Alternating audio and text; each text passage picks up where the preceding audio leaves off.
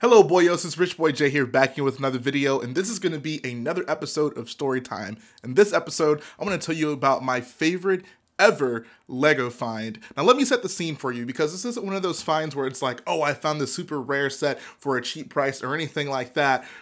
This is really just something that was really sentimental to me because of just the timing and how everything worked out. But the year was 2006, so I would have been about 12 years old, and my grandma had taken me to Toys R Us to get some toys or whatever. Now, at the time, this was obviously, you know, right after the episode 3 had come out, so there are a lot of episode 3 sets on the shelves.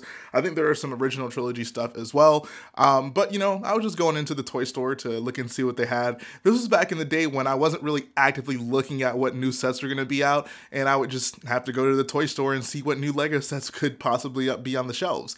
And to my surprise, they had literally a full shelf of the 2002 Geonosian Fighter.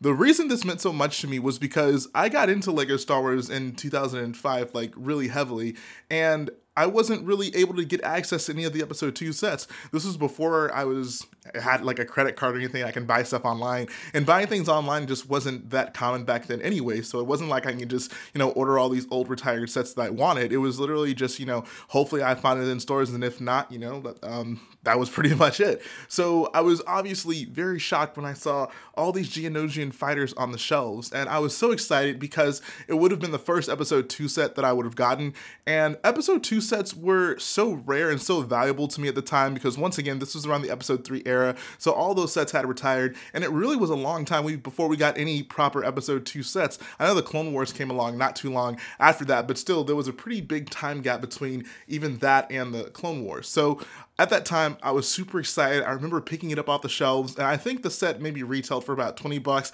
They had them seriously marked down to like 11 or 12 bucks each, and I was just freaking out. And I remember looking at the back of the box and asking some of the store attendants, hey, do you have this set? Because I was really into the Republic gunship at the time, and like that was my favorite set of all time. And then I was showing them on the back of the box, like, do you have this one? Do you have these sets? Maybe they have more of these episode 2 sets. Of course, at the time, I didn't really understand like what could have possibly been happening there as a kid, which is probably just that there was some case that got lost in the back of these Geonosian fighters, and someone finally found it and decided to put it out on the shelves. But needless to say, I did end up picking up one of those Geonosian fighters, and I just had so much fun with it. It was so much fun for me as a kid to go back and, you know, have obviously that very old Lego set sealed, but then to pop it open and to look at the pictures on the back of the box of all those sets that had been retired by that point, and even through the instruction books, and just to see how they did things so differently at that time.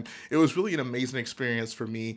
And I remember it to this day. That's why to this day it still remains my favorite Lego find. Like, I found some pretty good deals on Lego since then, but nothing has or probably will ever touch me as much as that day that I walked into the store and found an episode 2 set at a time where I never would have expected to come across any episode 2 sets. So this is really just a short story time video. I do hope that you guys got a little kick out of that story. And of course, in the comment section, I would love to know, what is your most sentimental Lego find? It doesn't necessarily have to be like this amazing deal that you got, but just the one that touched you the most. I would certainly like to know. But that's going to finish up the video today, guys. Of course, Happy New Year to everyone. I'm going to probably make a video on some of the goals I have. But yeah, let me know what are some of you guys' most sentimental Lego finds that you didn't really anticipate being able to find out in the wild. So that's going to finish up the video. Like I always say, if you like what I do, go ahead and support the video by smashing the like button, support the channel by smashing the subscribe button, and I'll be back again very soon.